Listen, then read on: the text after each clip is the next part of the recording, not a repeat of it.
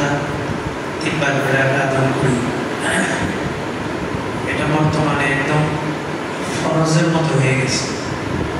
কিছুদিন আগে কয়েকজন যুবক আসছে, বললেন যে হুজুর গুনাহ থেকে বাঁচতে পারতেছে না, মানে নিজের কন্ট্রোলের বাহিরে, আমি আমার নিয়ন্ত্রণের বাহিরে। বিশেষ করে যৌবনের এই যৌবনটা হেফাজতি করতে পারতেছে না। তা আমি হুজুরের ফোন দিয়েছি যেটা কোনো আমল আছে কিনা। হুজুর বললেন যে বর্তমানে একটা সমস্যা চলতেছে, সেটা হলো জিন্নাতের আসর, খারাপ জিনের প্রভাব।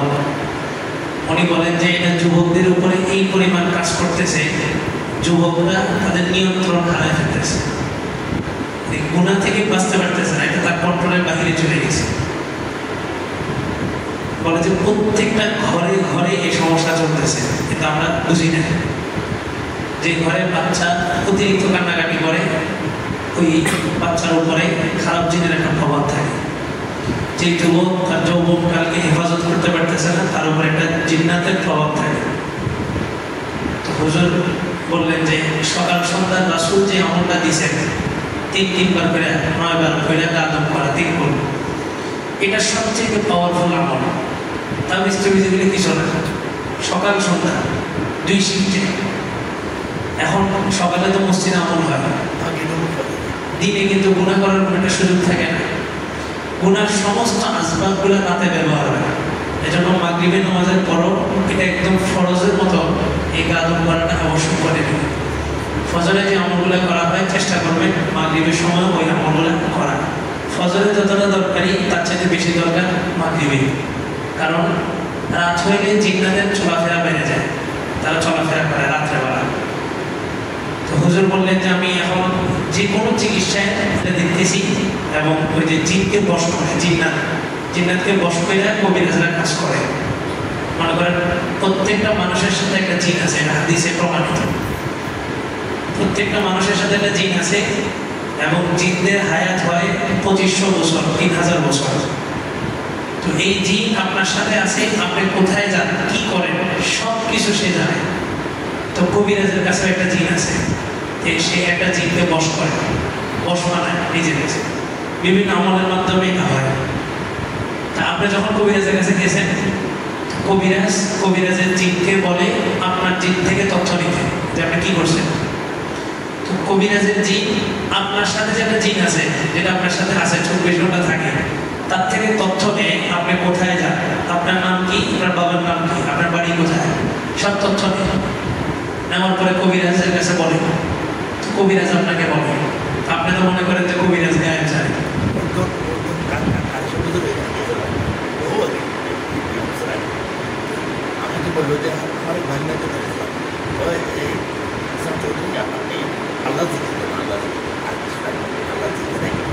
তো কবিরাজ আসলে গায়েব জানে না, কবিরাজে জিনকে বশ বানায়, তারপরে আরেক জিন থেকে তথ্য নেয়। তো হুজুর বলতেছে যে এখন তথ্য এটাই যে যুবকরা যৌবনকালে তার যৌবনকালে হেফাজত করতে পারতেছে না, যৌবনতা হেফাজত করতে পারতেছে না, এটা তার নিয়ন্ত্রণের বাহিরে চলে গেছে। মোবাইল দেখবো না, তারপরে পারতেছি না, মোবাইল হাতে নিতেছি। এই কাজটা করবো না, তারপরে পারতেছি না, তারপরে ওই কাজটা করতেছি। আল্লাহ আকবার। জন্য এই নিজেদের উঠতি বয়সী সন্তান যেগুলা 12-14 বছরের, এদের প্রতি একটু বিশেষভাবে নজর রাখবেন। এরাই আমাদের আগামী ভবিষ্যৎ। আপনি ছোট মনে করে তারা ছেড়ে দিতেছেন, সে কিন্তু তার সার্কেলের ভিতরে ঢুকে এমন কিছু কাজ করতেছে আপনার কল্পনা করতে পারবেন না। আল্লাহ, আর ওই বাচ্চাও মনে করতেছে এখন একটু করি, পরে ঠিক হয়ে যাবো। আসলে এগুলা, এই নেশাগুলা, যে সমস্ত নেশা এখন যুব সমাজের ভিতরে ঢুকছে, এটা রক্তের সাথে মিশে গেছে। এরকম আধুনিক আপডেট যুগ আসার পরেও বাংলাদেশের খেলা দেখার জন্য যুবকরা কি করছে, রাস্তা ব্লক করে দেয়। রাস্তা গত আমলে দেখছি একদম রাস্তা ব্লক করে দিয়ে খেলা দেখার আয়োজন করা হয়, রাত জায়গায় খেলা দেখতেছে। অথচ আসমান একটা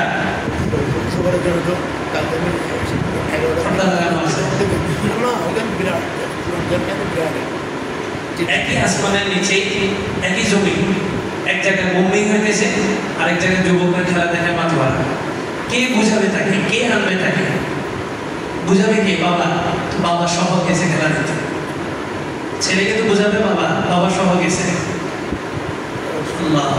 আমরা কোনতে নাজেলার আমল করি, এতে কি হয়? এতে কি হবে? আমি বাংলাদেশ থেকে কোনতে নাজেলা করলাম, ওখানে কি হবে? না, আপনার দিল ইমান, ইমানের শক্তির উপর ওখানে কাজ হবে। নেতানিয়াহু জাতিসংঘে যাওয়ার পথে জনগণ দিয়েছে জুলাই, সেই জাতিসংঘে ঢুকছে তো সাথে সাথে জাতিসংঘের অধিবেশন সবাই বয়কট করে বের হয়ে গেছে। এদের তো লজ্জা শরম নাই। আল্লাহ রাসূল বলছেন হায়া ও শরবাতুল মিনাল ঈমান, লজ্জা ঈমানের একটা অঙ্গ। এদের ঈমানই নেই, লজ্জা থাকবে কোথা থেকে? তো বিশ্বের পরিস্থিতি এত কঠিন হইতেছে, আস্তে আস্তে এখন এই গাজা ফিলিস্তিনিদের জন্য মানুষের কথা, মুখের কথা শুরু হয়েছে। আমাদের উপদেশটা খুব সুন্দর বক্তব্য দিচ্ছে জাতিসংঘ ফিলিস্তিনের পক্ষে। তো সবাই কথা বলতেছে এখন আস্তে আস্তে, এরদোগানও কথা বলছে, আরব কান্ট্রিগুলো আস্তে আস্তে মুখ খুলতেছে। একদম শেষ, কিচ্ছু নেই, খাবার বন্ধ। এক প্রান্ত থেকে গুলি কইরা এই ফিলিস্তিনের মানুষগুলোকে আরেক প্রান্তে নিয়ে যেতেছে। কি বিভৎসময় পরিস্থিতি, যেটা ওখানে চাক্ষুষ না দেখলে বোঝা যাবে। কিছু কিছু টিম কাজ করতেছে, সামান্য কিছু টাকা ওখানে পাঠাইতে পারতেছে, কোনো ধরনের কোনো শক্তি তাদেরকে। আমাদের দেশের পরিস্থিতি দেখেন, পাহাড়ি অঞ্চলগুলোর কি পরিস্থিতি, এদের পিছনে কাজ করতেছে এনজিওরা আরো 15-20 বছর আগ থেকে। কি কাজ? তাদের মগজ দলেই করছে না, তাদের অস্ত্র দিছে, অস্ত্র তাদের ঘরে ঘরে অস্ত্র। সিলেটে যান, প্রত্যেকটা ঘরে ঘরে অস্ত্র আছে। এখন সশস্ত্র বাহিনী নেই না, গতকাল 11 জন সেনাবাহিনীর আহত করছে। তাদের কি পরিমাণ অস্ত্র থাকবে, তারা সেনাবাহিনীর সাথে টক্কর দিতেছে। আমাদের দেশের পরিস্থিতি কি দেখবেন? এই নিয়ামতুল্লাহ কাশ্মীরি রহমতুল্লাহ আলাইহি, উনি ভারত উপমহাদেশের হাদিসের ভাষ্য অনুযায়ী 200 বছরের অগ্নি ভবিষ্যৎবাণী করছিলেন। একটা বই আছে, যেটা এখন পাওয়া যায়, ফার্সিতে লিখছিলেন। উনি সেখানে লিখছেন একটা সময় আসবে এই আরাকান, সেন্ট মার্টিন, এই পার্বত্য অঞ্চল মিলে এখানে আরেকটা কান্ট্রি গঠন হবে। এটা কোনো কান্ট্রির আন্ডারে থাকবে না, সরাসরি অন্য জায়গা থেকে এটা পরিচালিত হবে। এটা বাংলাদেশের আন্ডারেও থাকবে না, ভারতের আন্ডারেও না, মায়ানমারের আন্ডারেও না, এটা স্বতন্ত্র। এখন দেখেন পুরা বিশ্বের যত বড় বড় রোল মডেল আছে, মাথা আছে, সবাই নজর কোথায়? Saint Martin. সেন্ট মার্টিনটা চায়নাও চাইতেছে, সেন্ট মার্টিন পাকিস্তানও চাইতেছে, সেন্ট মার্টিন আমেরিকাও চাইতেছে। সবাই নজর এখন এদিকে। আগামী 15-16 বছর বা 20 বছরের ব্যবধানে হইলেও এই পার্বত্য অঞ্চলগুলো ধরে রাখা সম্ভব হবে না। গাজওয়াতুল হিন্দ যে হবে, গাজওয়াতুল হিন্দ হওয়ার আগে তো এগুলো সব টুকরে টুকরে হয়ে যাবে। তারপরে যে মুসলিম এবং কুফুরের ভিতরে লড়াই হবে। বাংলাদেশ আর ভারত দেশে দেশে লড়াই হবে না, এটা জাতীয়তাবাদ। আমরা বাংলাদেশি, এটা জাতীয়তাবাদ, এটা ইসলাম সাপোর্ট করে না। তারা ইন্ডিয়া, এটা জাতীয়তাবাদ, এটা ইসলাম সাপোর্ট করে না। তারা পাকিস্তান, এটা জাতীয়তাবাদ, এটা ইসলাম সাপোর্ট করে না। ইসলাম বলে জাতীয়তাবাদ মানে কি? আমি মুসলমান, তুমি কাফের, এটা হচ্ছে জাতীয়তাবাদ। কোনো বর্ডার থাকবে না, কোনো বর্ডার নেই।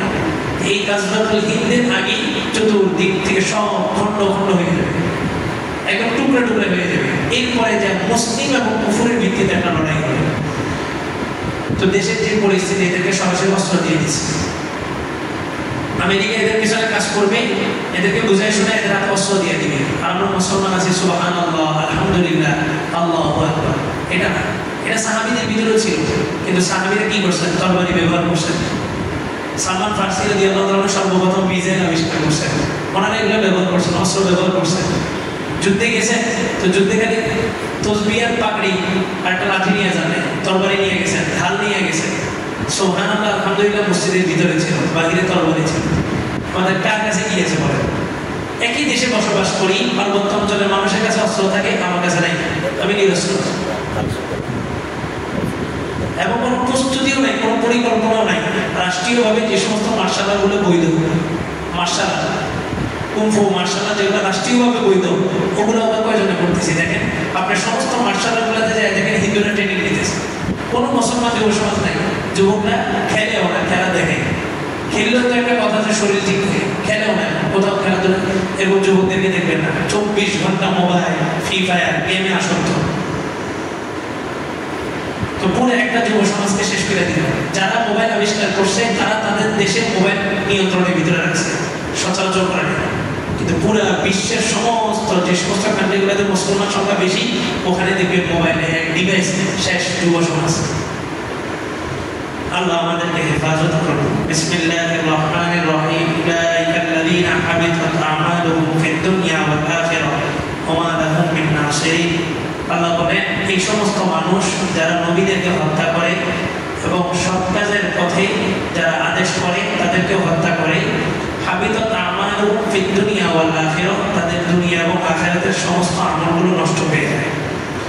গত বছর রমজানের পরে জুমায় 8টা বিষয় আলোচনা হয়েছিল যে 8টা কারণে আমল নষ্ট হয়ে যায়। বলছিলাম যে রমজানে আমল করছেন, রমজানের এই আমলটা যেন নষ্ট না হয়। আমল নষ্ট হয়ে যায় 8টা কারণে। তার মধ্যে একটা কারণ হইল কুফরি। আপনি নামাজ পড়ছেন, সারা জীবন যা আমল করছেন বাইরে হয়ে একটা কুফরি শব্দ বলছেন, যে কোনো একটা কুফরি শব্দ আপনি বললেন, আপনি সারা জীবনের সব আমলগুলো দিয়ে গেছে, নষ্ট হয়ে গেছে। আপনার ফজরের সময় উঠছেন, পুজো করছেন, মসজিদে আসছেন, কত কষ্ট হয়েছে না? এরপরে আপনি বের হয়ে একজন ব্যায়াম করতেছেন বা একজন বেনামাজি, আপনি যেই কারো ব্যাপারে একটা কি বোধ করছেন, বললেন যে লোকটা ভালো না বা এই লোকটার এই সমস্যা, এই যে গীবত করলেন, সাথে সাথে আপনি যে কষ্ট করে ফজরের নামাজ পড়ছেন, আল্লাহ তাআলা এই নেকিটা আপনার কাছ থেকে নিয়ে সেই নামাজ পড়ে নাই তারা দিয়ে দিচ্ছে, যে আপনার আমলটা কি হয়ে গেল, নষ্ট হয়ে গেল। কিন্তু আখিরাতের ব্যাপারে আমরা এই পরিমাণ গাফেল যে আমাদের সারা জীবনের ইবাদত চাইতেছে, বুঝতেছি, তারপরেও ওটা থেকে বিরত থাকতেছে। সারাদিন কামাই করছেন, রিক্সা চালাইছেন, রাত যখন বাসায় ফিরবেন আপনি দেখতেছেন আপনার টাকাটা আরেকজন নিয়ে যেতেছে, আপনি কি বসে থাকবেন? বসে থাকবেন। দুনিয়া সবাই বুঝে, কিন্তু আমি বুঝতেছি যে আমার এখন চায়ের দোকানে বসে যে মানুষটার নামে গীবত করতেছি, আল্লাহ তাআলা আমার আমল নিয়ে তাকে দিয়ে দিতেছে। এটা যে গীবত করে সেও জানে, যে পরনিন্দা করতেছে সেও জানে, কিন্তু কেউ বিরত থাকতেছে। একটা নেশা হয়ে গেছে। দোকানে বসছি মানে অমুকের ব্যাপারে কথা, অমুকের ব্যাপারে কথা, অমুক এটা করছি, অমুকের দোকান না, এখন মসজিদও হয়। মসজিদে এসে বসছি, তো মসজিদে এসে বসলেও এই আলোচনাগুলো হইতেছে, অমুক এটা করছি, অমুক এটা করছে, অমুক এটা করছে, অথচ আমার আখিরাত দিয়ে যেতেছে, নষ্ট হয়ে যেতেছে। সেই ওই কাজটা করছে, এটা আমি বলার দ্বারা সেটি পরিবর্তন হবে না।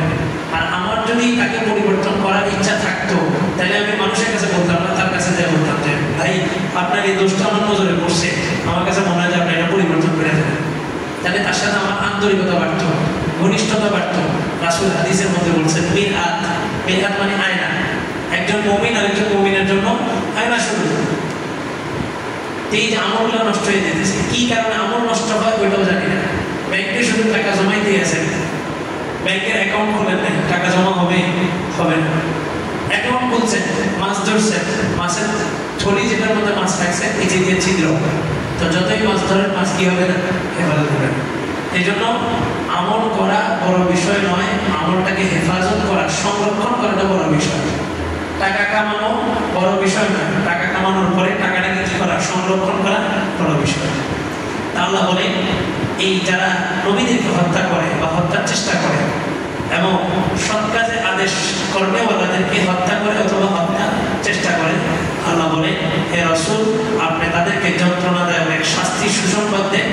আর তাদের শাস্তি এই জন্যই হবে যে তারা তাদের আমলগুলোকে দুনিয়া এবং আখিরাতে ধ্বংস করে ফেলেছে।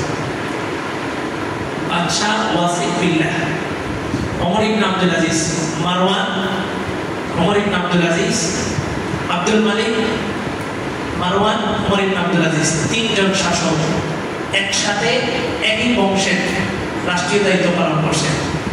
তারিখ ইবনে হিশামের মধ্যে লিখছে যে মারওয়ান যে লোকটা, এই লোকটা ছিল জালেম, জুলুম করছে, রাষ্ট্রকে নিজের মন মতন পরিচালনা করছে, রাজতন্ত্র সৌদিতে যেটা চলে। তো মৃত্যুর পরে ওমর ইবনে আব্দুল আজিজ, যিনি হযরত ওমর রাদিয়াল্লাহু তাআলা আনহুর নাতি সম্পর্কে, ওমর ইবনে আব্দুল আজিজ এই কবরের পাশে দাঁড়ানো, মারওয়ানের লাশটা কবরে নামানো হয়েছে। তো নামানোর সময় লাশটা একটু টাইপ অবস্থায়, মানে শরীরে একটু ঝাঁকুনি দিয়ে বসে। তো মারওয়ানের ছেলেরা বলতেছে, ওমর ইবনে আব্দুল আজিজকে বলতেছে, চাচা আব্বা তো জীবিত, আব্বা জীবিত। তো ওমর ইবনে আব্দুল আজিজ বললেন, ভাতিজা তোমার বাপ জীবিত না, তোমার বাপের লাশটা কবরে রাখার আগেই শাস্তি শুরু হয়ে গেছে, তাড়াতাড়ি মাটির নিচে গিয়ে দাফন দাও। অথচ তারিখ ইবনে হিশামের একটা পাতার মধ্যে এই মারওয়ানের আমলনামা আসছে প্রতিদিন 10 পারা কোরআন তেলাওয়াত করত তাহাজ্জুদের নামাজে। 10 পারা কোরআন তেলাওয়াত করত, নফল নামাজ না, তাহাজ্জুদের নামাজে 10 পারা কোরআন তেলাওয়াত করত।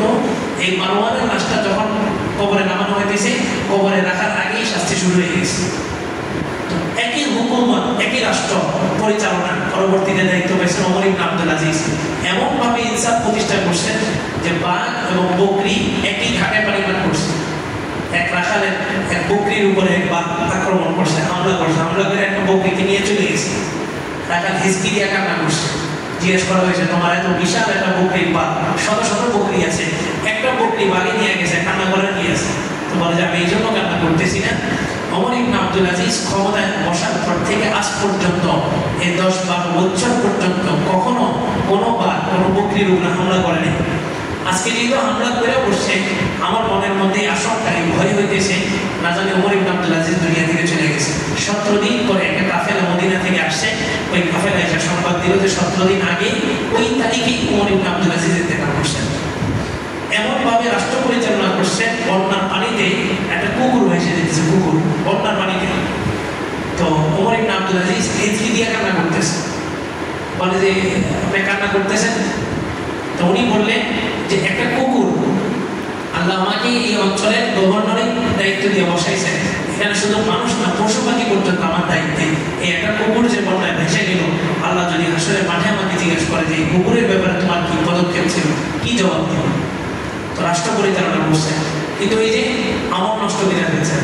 গদি ক্ষমতার লোভে বাচ্চা ওয়াসিম বিল্লাহ, মুতাসিম বিল্লাহ, 3 জন বাচ্চা আহমদ ইবনে হাম্বলের উপরে নির্যাতন চালাচ্ছে, অথচ 3 জনের আমলনামা ফিরিস্তি দেখলে আপনি মাথা হাত দিয়ে দেবেন।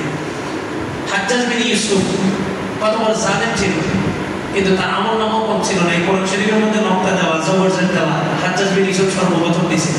কিন্তু জুবাইর ইবনে আওয়াম এত বড় একজন সাহাবীকে উনি হত্যা করছেন, শহীদ করছেন। শহীদ করে চৌরাস্তার কাছের মধ্যে ঝুলে গেছে। আমল বড় বিষয় না, কার আমল কি কারণে চলে যায় ওটা হচ্ছে বড় বিষয়।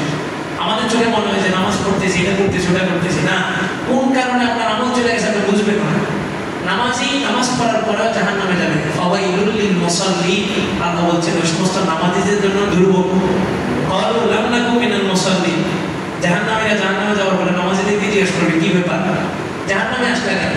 তো নামাজ পড়ছে, তারপরে ঠিকানা কোথায়? জাহান্নাম। নামাজ পড়ে নাই, ঠিকানা জান্নাত হইতে পারে।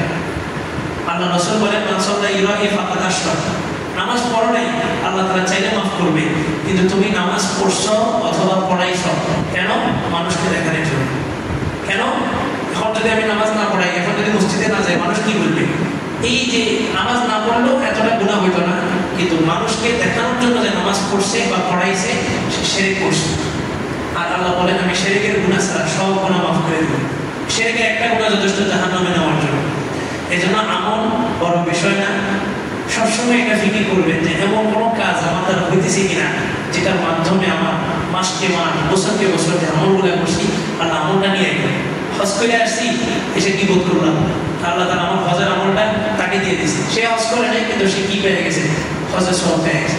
এই জন্য আখিরাতের ব্যাপারে আরো ফিকির মানতে হবে যে কোনোভাবে আমার আখিরাত যেন নষ্ট না হয়। দুনিয়া যাক, দুনিয়া আসবে যাবে, কিন্তু কোনোভাবেই আমার অনন্তকাল চিরস্থায়ী আখিরাতটা যেন কোনোভাবেই নষ্ট না হয়। আল্লাহ তাআলা কথা বলে বুঝার আমল করার তৌফিক দান করুন। আলহামদুলিল্লাহি রাব্বিল আলামিন। ربنا ظلمنا أنفسنا وإن لم تغفر لنا وترحمنا لنكونن من الخاسرين. আয় আল্লাহ মেহেরবানি করে জীবনের সব গুনাহগুলোকে মাফ করে দেন। আয় আল্লাহ ফিলিস্তিনের মুসলমানদের আপনি হেফাজত করেন, মাহমুদের ইজ্জতের হেফাজত করেন, মাসুম বাচ্চাগুলোকে আপনি হেফাজত করেন। আয় আল্লাহ আমাদের দেশের পরিস্থিতিকে আপনি স্বাভাবিক করে দেন। আয় আল্লাহ পরিস্থিতিকে আপনি ঠিক করে দেন।